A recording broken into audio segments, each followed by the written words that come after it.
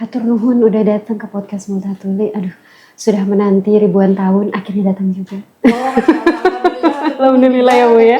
Mohon kabar baik ya Bu? Alhamdulillah. Alhamdulillah. Sehat, luar biasa, Sehat ruhai. lagi, Bu. Ruhai makanya ya Bu ya. Di kesempatan kali ini Ibu, saya mau coba ajak ngobrol Ibu mengenai PKK nih Bu. Nah, ini PKK kan kok kedengerannya gaungnya nggak ada ya Bu ya. Jadi nanti kita akan mencoba untuk mengulik lebih jauh soal PKK, terutama di Kabupaten Lebak ya Bu ya. Sampurasun sahabat podcast, kali ini saya bersama Ibu Belia Asidiki Jayabaya dan beliau adalah Ketua TPPKK Kabupaten Lebak sekaligus juga istri tercinta dari Bupati Lebak Bapak Muhammad Hasbi Asidiki Jayabaya. Dan di kesempatan kali ini tema kita adalah peran PKK di Kabupaten Lebak. Nah, seperti apa ya perannya PKK? Kita sering mendengar PKK, tapi kita mungkin ada yang belum tahu bagaimana peran PKK sebenarnya di masa kini. Ibu, kita ngobrol santai aja. Dan di meja kita juga sudah tersedia segala macam minuman ya Bu ya. Jadi nanti kalau semisal haus mau minum, langsung saja Bu. Oke, Bu, yang pertama yang ingin saya tanyakan, sebenarnya PKK ini punya program unggulan gak sih, Bu?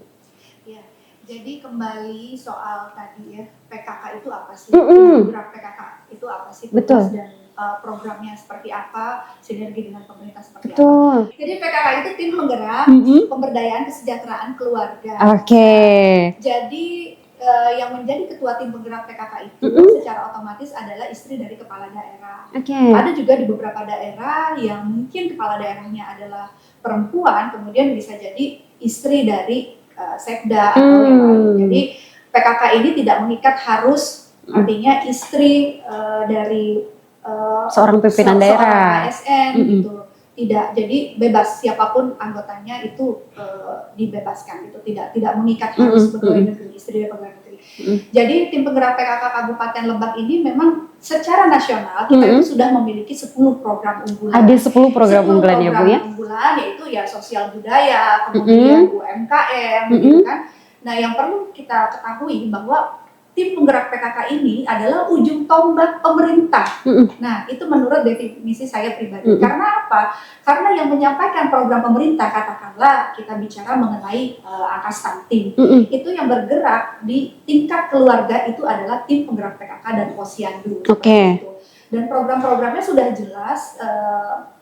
PKK ini berkolaborasi dengan pemerintah. Jadi apa pemerintah punya program apa? Ya kita perpanjangan tangan dari pemerintah begitu.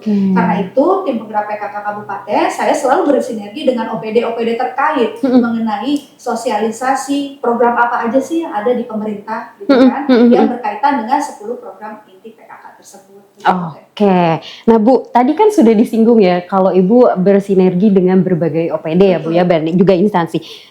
Cara Ibu bekerja sama dengan pemerintah daerah dan juga mungkin swasta dalam mengembangkan program PKK itu seperti apa sih Bu? Boleh diceritakan Bu? Sebagai contoh begini ya, kita ada Pokja 4. Pokja 4 itu di bidang kesehatan, fokus di bidang kesehatan masyarakat. Nah, salah satunya adalah bagaimana caranya PKK ini bisa bersinergi dengan OPD terkait, dalam arti kata tadi bagaimana sih caranya? Ya artinya kami mengadakan mengadakan rapat lintas sektoral begitu. Jadi artinya kehadiran PKK ini juga bisa mendukung program-program pemerintah. Artinya tinggal kita berkoordinasi dengan dinas, mereka juga harus berkomitmen. Artinya begini, kalau PKK hanya menggendong programnya sendiri itu sangat berat sekali. Berat ya Bu ya. Begitupun dinas kesehatan. Ketika sebagai contoh, ketika dinas kesehatan punya program cek kesehatan gratis untuk 1 juta warga, gitu ya. Kalau tidak bersinergi dengan PKK, itu programnya tidak akan tercapai. Betul. Nah, sebagai contoh nyata, kemarin ketika kegiatan PKK, kami mengadakan sosialisasi ke 9 titik di Kabupaten Lebak ya, utara, selatan, tengah, gitu ya. Sekaligus kegiatan PKK itu merangkul dinas kesehatan, dalam hal ini program CKG, cek kesehatan gratis. Jadi setiap peserta kegiatan, dalam hal ini kader PKK, mereka itu sebelum kegiatan cek kesehatan gratis dulu. Dan alhamdulillah Lebak itu yang tadinya peringkat ke-7 setelah PKK ikut andil itu jadi peringkat ke-5 Provinsi Banten, Wah. tingkat partisipasinya. Itu sebagai contoh kecil. Luar biasa ya, Ada Bu ya. juga program-program pemerintah yang lain kayak tes IVA-tes, begitu kan, ya, terus kemudian cek kesehatan anak, vitamin anak. Jadi kita harus berkolaborasi. Jadi artinya PKK ini sinergi dengan pemerintah kabupaten daerah. Oke. Bu, dengar-dengar Ibu juga aktif di sosial media ya, Bu ya? Betul. Betul. Sebagai salah seorang influencer juga ya, Bu ya? Bisa lah. Iya. Nah, ini gimana Bu, PKK beradaptasi dengan perkembangan zaman dan juga teknologi sekarang, Bu? Ya memang sekarang ini betul tadi Teteh bilang, sekarang ini kan kita zamannya teknologi, Betul. zaman media sosial, Betul. itu sangat, bahkan sampai ke daerah pun media sosial itu sekarang sudah bisa diakses. Iya, betul. Jadi artinya bagaimana kami tim penggerak PKK, juga saya secara pribadi gitu ya, memanfaatkan teknologi yang ada ini untuk mensosialisasikan kegiatan PKK. Seperti yang tadi Teteh bilang, mungkin sebagian orang nggak tahu apa sih kegiatannya PKK. Iya, gitu betul kan. Bu. Apa aja sih kegiatannya dan programnya apa aja sih. Terus manfaatnya buat masyarakat apa aja sih. Nah ketika ada media sosial, itu menjadi media kita untuk mensosialisasikan apa saja yang sudah dilakukan oleh PKK. Termasuk sebagai contohnya saya di akun saya pribadi selalu memposting kegiatan PKK, selalu memposting program-program dari pemerintah itu apa aja, berisi ajakan-ajakan dan sifatnya informatif. Oke. Jadi memang dimanfaatkan semaksimal mungkin ya Bu ya untuk media sosial mengenai PKK ini. Nah untuk sahabat podcast yang penasaran bagaimana aktivitasnya Ibu Belia, boleh ya di scrolling ataupun di tengok-tengok akunnya dan juga bagaimana tim penggerak PKK di Kabupaten Lebak ini melakukan aktivitasnya. Bu, kalau boleh saya tanya di Kabupaten Lebak khususnya ya Bu ya, PKK-nya sendiri sudah punya inovasi apa saja Bu? Apakah sama saja dengan PKK yang lain atau mungkin berbeda Bu? Jadi memang secara nasional kami sudah mempunyai program 10 itu ya, program budaya sampai ke UMKM. Nah untuk di Lebak sendiri ya yang paling utama karena kita sesuai dengan Cita Presiden mengenai ketahanan pangan, untuk saat ini kami menggiatkan lagi kebun desa. Apa sih manfaatnya kebun desa atau kebun PKK? Nah yang pada akhirnya nanti kebun desa ini bisa bersinergi atau berintegrasi dengan posyandu, kegiatan posyandu. Jadi bagaimana nanti suplai untuk pemberian makanan tambahan itu, suplainya bisa dari kebun desa. Betul. Jadi dari desa untuk desa. Nah terus kemudian yang kedua, kenapa saya fokus di kebun gitu ya, artinya pertanian. Kenapa? Karena yang kedua adalah yang saya perhatikan sekarang ini anak-anak kita jarang loh ada yang mau makan sayuran. Betul Bu. Nah kemudian program PKK ini saya integrasikan lagi dengan program Bunda PAUD. Karena saya selain ketua PKK, saya juga Bunda PAUD, saya juga Bunda Literasi, terus kemudian saya banyak lagi bunda-bunda yang lain. Jadi ketika saya ada program, nah bagaimana caranya saya dan PKK ini mengintegrasikan.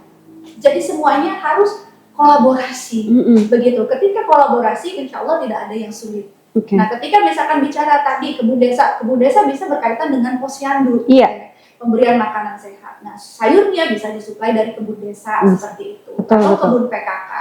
Ya sederhana saja. Ketika saya kunjungan ke desa, itu jarang sekali ada warga desa yang mau berkebun, ya minimal kampung-kampung aja kita nggak bisa beli, itu jarang sekali Teh. Makanya saya giatkan lagi, terus kemudian sebagai artinya stimulus gitu ya supaya mereka semangat ya tentunya kalau prinsip saya itu tadi leading by example. Jadi saya juga jangan hanya memberi himbauan, harus mau juga berbuat. Dan alhamdulillah saya dan Bapak hobi berkebun. Dan alhamdulillah sekarang di Pendopo kita juga punya kebun PKK. Jadi ada labu madu, ada cabai, ada pokcoy, cabai, segala macam ada. Jadi, nah itu sebagai contoh. Jadi mudah-mudahan apa yang saya lakukan bisa menginspirasi ibu-ibu kepala desa, kemudian juga ibu camat, gitu. Jadi bagi saya, ketika kita punya program, kita tidak memberikan contoh itu, bagi saya itu tidak ada artinya ya Bu ya. Iya betul. Harus menjadi contoh juga. Gitu. Iya, Bu. Ibu kan tidak mungkin melakukan ini sendiri ya Bu ya. Nah untuk pengkaderisasinya sendiri di PKK sendiri seperti apa Bu? Nah alhamdulillahnya betul tadi Teteh bilang ya kita kerja teamwork bukan kerja sendiri ya. Kerja cerdas itu bagaimana kita bisa mengkaderisasi. Nah artinya begini, ketika saya bicara kebun desa, sekarang yang menjadi kader PKK itu tidak hanya sebatas istri-istri PNS, Hmm. tapi saya merangkul komunitas. Oke. Salah satunya di Pokja 3, saya merangkul komunitas Lebak Urban Farming. Nah, Mm-mm. mereka itu kan fokus bagaimana caranya menghidupkan lahan yang ada di pekarangan rumah. Nah, itu salah satu pengurusnya teman-teman dari Lebak Urban Farming. Kenapa saya menggait aktivis? Bagi saya teman-teman Lebak Urban Farming itu adalah aktivis, Mm-mm. karena mereka sudah bergerak tanpa diawali oleh Pemda gitu, oleh pemerintah. Jadi mereka sudah bergerak dulu, artinya mereka sudah melakukan langkah nyata, dan saya rasa saya perlu dibantu oleh rekan-rekan yang sudah turun di lapangan supaya organisasi PKK ini bisa benar-benar hidup dan programnya itu bisa terlaksana dengan baik. Karena itu saya merangkul aktivis perkebunan gitu. Jadi saya merangkul teman-teman Lebak Urban Farming untuk membantu saya mewujudkan program kebun desa atau kebun PKK ini begitu. Jadi tidak hanya istri-istri anggota ASN aja ya Bu ya yang bisa menjadi anggota PKK, tapi komunitas juga bisa ya Bu ya? Betul, makanya hampir sekitar 40% itu aktivis semua. Yang saya jadi aktivis pendidikan, aktivis kesehatan, aktivis Lebak Urban Farming seperti itu. Jadi saya merangkul mereka semua supaya organisasi saya hidup. Dan yang paling penting merubah stigma bahwa PKK itu adalah ibu-ibu, itu saya katakan dengan saya merekrut 2 orang laki-laki Lebak Urban Farming menjadi anggota PKK. Dari tadi saya gatel loh Bu pengen tanya itu. Iya. Ada nggak sih sebenarnya laki-laki? Oh ada ya Bu ya. Oke. Bu, kita berbicara soal kaderisasi ya Bu ya. Pasti kan banyak anggotanya. Nah, cara Ibu untuk meningkatkan pengetahuan dan keterampilan mereka seperti apa Bu? Terutama untuk support ekonomi lokal Bu. Jadi begini, ketika saya diamanahkan menjadi ketua tim penggerak PKK, saya juga baru terjun di dunia PKK itu setelah Bapak dilantik 20 Februari. Jadi saya juga sebetulnya masih newcomers di PKK ini. Dan bagaimana caranya saya juga, kita artinya ya saling sharing aja. Harusnya bagaimana sih, kita harus gimana sih? Oh saya punya rencana begini, caranya bagaimana. Jadi intinya adalah komunikasi, lalu kemudian ya kita jangan merasa pintar sendiri gitu. Kalau kita tidak mengerti, bertanya. Saya pun nggak gengsi kok, kalau saya nggak tahu saya nanya dengan siapapun begitu. Jadi kuncinya adalah itu. Bukan berarti saya menjadi ketua PKK harus menguasai semuanya, tidak. Saya juga masih banyak kekurangan, dan bagaimana caranya saya tetap bisa berkolaborasi dengan kader-kader saya ini, kader-kader PKK begitu. Oke. Ada nggak sih Bu di PKK ini anggotanya yang fokusnya di wirausaha gitu Bu? Ada. Itu di Pokja 2 khusus UMKM. Jadi kalau PKK itu punya namanya UP2K. Itu artinya usaha-usaha yang di bawah binaan PKK. Dan alhamdulillah kami juga punya program untuk sertifikasi halal. Sertifikasi halal itu kita kerjasama dengan badan halal itu, BPJH itu. Nah itu kita rangkul. Nah kemudian ada juga yang dari BPJH itu menjadi kader PKK saya. Jadi artinya ya itu tadi kolaborasi dan sinergi dengan berbagai pihak swasta maupun negeri. Pokoknya bagaimana caranya organisasi PKK ini harus hidup, programnya harus jalan. Salah satunya itu mendukung UMKM yang belum punya sertifikasi halal. Nah kemudian dari situ ketika sudah ada sertifikasi halal, kita beranjak lagi nih mengenai kurasinya. Jadi tujuannya adalah apa? Yang namanya pembinaan itu harus continue ya. Betul. Tidak bisa hanya pada saat itu saja. Tujuannya apa? Kami punya UMKM binaan. Jadi ketika pemerintah punya program, kita nggak bingung lagi nyari yang mana nih UMKM. Betul. Jadi UMKM itu tidak fiktif, begitu deh. Ya. Jadi pengalaman Bapak waktu di DPR RI itu banyak tuh UMKM yang fiktif. Jadi mereka muncul pada saat ada bantuan saja, kemudian diserap anggarannya, ternyata nggak ada usahanya. Nah itu saya nggak mau, berdasarkan pengalaman. Jadi ini misalkan katakanlah PKK Kabupaten itu punya binaan UMKM katakanlah 100. Nah 100-nya itu harus benar-benar aktif dan mereka yang benar-benar punya produksi lah. Gitu. Jadi kedepannya ketika pemerintah ada program, kami udah tahu nih harus kemana nih. Jadi insya Allah tepat sasaran. Oke, Bu, maaf dari tadi saya salfok sama jam tangannya. Binaan Bu? Iya, karena saya juga selain ketua PKK, saya juga kan ketua Dekranasda. Ya, mau nggak mau saya ini harus jadi manekin. Iya. Jadi semua produk ya buatan pengrajin lokal Lembang, saya selalu promosikan. Kemana saya pergi, pasti saya selalu bawa produk-produk lokal seperti jam tangan Kue Watch ini. Ini salah satu karya anak muda dari Gunung Kencana, Kang Fikri ya. Ini saya jadikan oleh-oleh kalau pergi kemana-mana. Dan ya alhamdulillah produknya juga bagus lah gitu ya. Bagus ya Bu ya. Iya, saya sampai salpok. Terus kemudian dari kulit sapi begitu. Jadi siapa lagi yang mau mensupport produk lokal kalau kita? Betul. Ya kan? Ya. Nah sekarang mudah-mudahan nih Kang Fikri juga ada pengrajin di Lebak yang lain bisa terus berinovasi dan terus semangat. Tenang aja, pokoknya selama kita menjual sesuatu pasti ada yang beli, yakin aja. Betul. Jadi semangat terus untuk pengrajin Lebak dan UMKM Kabupaten Lebak. Setuju.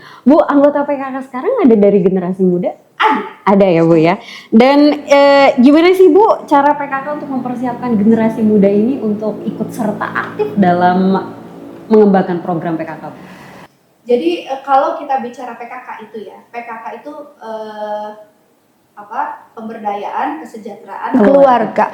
Memang ini adalah yang mencakup lingkungan rumah tangga, ya. Jadi memang kita lebih fokusnya untuk rumah tangga, tapi tidak ini juga untuk anak-anak generasi muda untuk ikut di PKK, karena kan di PKK itu kalau menurut saya itu adalah ujung tombak. Betul. Karena dimulai peradaban itu mulai di keluarga, mulai dari dapur. Ya contoh, Pak Bupati sebelum berangkat kerja pasti makan dulu. Disiapinnya oleh siapa? Oleh saya, iya, istrinya. Betul. Nah itu jadi mulai peradaban itu dari rumah, begitu. Jadi bagaimana caranya anak-anak muda, terutama untuk mamah-mamah muda, jadi membangun peradaban mulai dari rumah. Nggak mungkin kalau misalkan di rumahnya udah chaos dari pagi, pasti nanti bapaknya di tempat kerjaan jadi nggak semangat. Jadi ini PKK ini perannya sangat luar biasa. Jadi mudah-mudahan ini bukan hanya tugas ibu-ibu atau orang tua saja, tapi generasi-generasi muda dalam hal ini Gen Z juga kan sudah banyak yang berkeluarga ya. Jadi ayo kita bangun rumah tangga yang baik, yang sehat, ya. Terus kemudian melahirkan generasi yang cerdas. Begitu. Oke, Ibu, cara Ibu untuk menjaga PKK supaya tetap dibutuhkan oleh masyarakat seperti apa, Pak?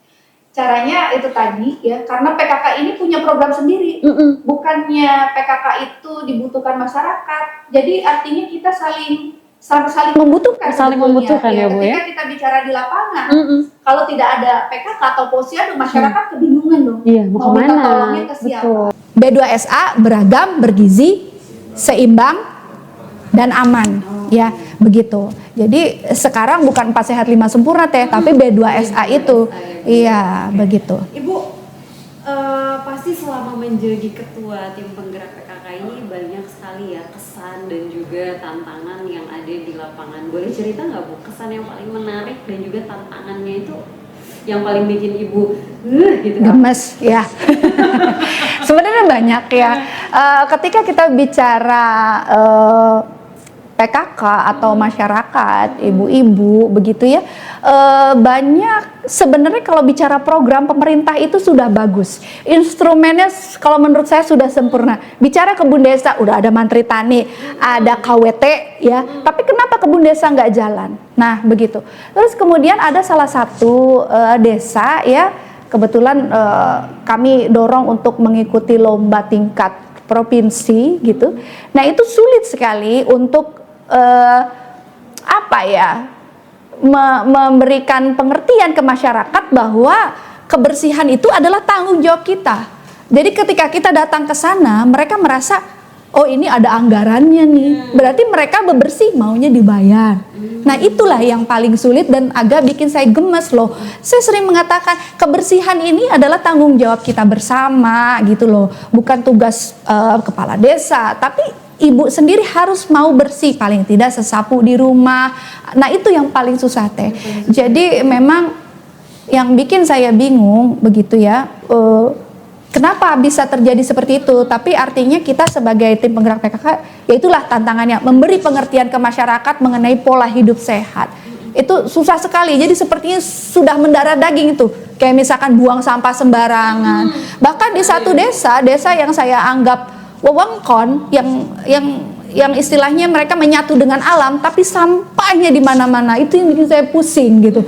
Jadi tapi akhirnya gimana? Akhirnya solusinya adalah menjadikan daerah tersebut percontohan untuk pengolahan sampah. Dan alhamdulillah mereka positifnya mau menghibahkan tanahnya untuk dibuatkan tempat pengolahan sampah R3, reuse, reduce, recycle gitu. Jadi memberikan pemahaman ke masyarakat, hayu kita hidup sehat. Sehat itu bukan buat pemerintah, buat diri kita sendiri. Nah, itu yang paling susah. Hidup bersih, hidup rapi, hidup disiplin, itu yang menjadi tantangan buat kami tim penggerak PKK begitu. Kalau cerita kesan-kesan yang menarik selama jadi tim penggerak PKK apa saja? Sebenarnya bagi saya semuanya menarik ya, dan yang paling bikin saya terkesan itu ternyata ibu-ibu PKK itu gajinya 1.200.000. Sejuta 200 tuh ada artinya, itu akronim. Jadi sabar, setia, ikhlas, jujur, doa dan terus menerus. Mereka nggak dapat insentif teh, tapi semangatnya luar biasa. Jadi itu yang membuat saya makin semangat untuk turun ke desa-desa, ke kampung-kampung gitu, karena melihat semangat ibu-ibu kader PKK loh teh. Mereka tidak digaji tapi mereka mau memberikan waktu dan tenaganya untuk bagaimana caranya supaya mau ke posyandu, bagaimana caranya mau hidup sehat, bagaimana caranya mau ke posyandu atau mau berkebun. Nah itulah, jadi itu yang sangat berkesan buat saya. Jadi bagi saya ya itulah artinya kegiatan ibu-ibu PKK ini tidak hanya bicara duniawi tapi ukhrawi gitu. Jadi masih banyak sekali ibu-ibu yang ternyata excited ya Bu ya? Iya, banyak sekali mengikuti kegiatan-kegiatan PKK. Betul. Bu, kalau boleh memberikan pesan kepada sahabat podcast, terutama untuk generasi muda nih Bu, mengenai peran PKK, pesan apa yang ingin Ibu sampaikan? Untuk generasi muda, bicara tentang PKK tidak hanya bicara tentang orang tua dan ibu-ibu begitu, tapi PKK ini merupakan organisasi mengenai pemberdayaan kesejahteraan keluarga. Nah, di situ di keluarga itu ada siapa? Ada ayah, ibu, dan anak. Nah, peran generasi muda, bagaimana caranya memulai peradaban dari rumah. Peradaban yang seperti apa? Paling tidak pola hidup sehat, pola hidup bersih. Nah, seperti itu yang saya harapkan. Jadi mulai dari hal-hal terkecil, bangun tidur, membereskan tempat tidur, membantu ibu di dapur, menyiapkan makanan yang sehat. Dan untuk generasi muda, ya, karena sekarang ini menurut saya kita ini dijajah bukan dengan senjata, tapi dengan makanan, dengan teknologi dan segala macam. Nah, sekarang makanan-makanan ini bagaimana caranya panganan lokal bisa tetap menjadi primadona di lingkungan keluarga, itu bagaimana? Diminum dulu. Ya, ini ada kopi 89 ya. Oh, seperti Multatuli FM ya. Betul. 89. Cobain dulu ya. Oh, ini juga ada aren kula ya. Nah, ini juga sahabat podcast adalah produk-produk dari UMKM Kabupaten Lebak. Betul. Ya, jadi buat sahabat podcast yang memang berminat untuk mencoba mencicipi UMKM produk-produk dari Kabupaten Lebak, boleh yuk main yuk ke Kabupaten Lebak yuk, banyak sekali loh produk-produk menariknya dan juga destinasi wisatanya tentunya. Gimana Bu? Enak. Ini biji kopinya dari mana ya? Biji kopinya dari mana Om Budai? Dari Lebak asli. Lebaknya mana? Jaga Raksa. Muncang, Jaga Raksa. Wow. Iya. Jadi kopinya juga kopi dari Lebak, gula arennya gula aren dari Lebak. Jadi gula aren, bicara gula aren, itu gula aren yang terbaik di dunia itu dari Lebak loh. Dari Lebak ya? Bahkan ada salah satu di Cilograng, mereka itu sudah supply untuk cat time. Jadi per bulan mereka itu ekspor ya 750 ton. Wow. Gitu. Jadi luar biasa. Oke ya Bu ya, approve ya Bu ya. Approve. Dan ya ini nggak terlalu manis gitu. Jadi buat sahabat podcast boleh ya nanti main-main ke Kabupaten Lebak, banyak produk-produk menarik dan juga destinasi wisata yang menarik juga di Kabupaten Lebak. Ibu, terima kasih sudah mau ngobrol sama saya mengenai PKK ini. Mudah-mudahan apa yang kita obrolkan bisa menjadi inspirasi untuk sahabat podcast yang menyaksikan kita di episode kali ini. Dan sahabat podcast jangan kemana-mana ya, selalu nantikan episode-episode podcast Multatuli yang lainnya. Karena saya akan selalu membawa narasumber-narasumber yang inspiratif di setiap episode. Dan saya ucapkan terima kasih untuk Kementerian Kebudayaan, Dinas Kebudayaan dan Pariwisata Kabupaten Lebak, juga DAK Musim Multatuli tahun 2025. Sampurasun. Sampai jumpa di episode podcast Multatuli lainnya. Terima kasih. Lebak Ruhai.